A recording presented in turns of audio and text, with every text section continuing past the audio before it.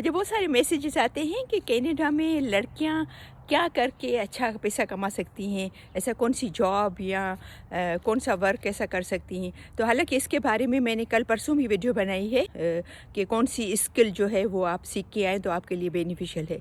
लेकिन फिर मैंने सोचा कि मैं एक शॉर्ट बना लूँ। तो यहाँ पर देखें, कनाडा में जेंट्स और लेडीज़ का इक्वल अपॉर्चुनिटीज़ है दोनों के लिए।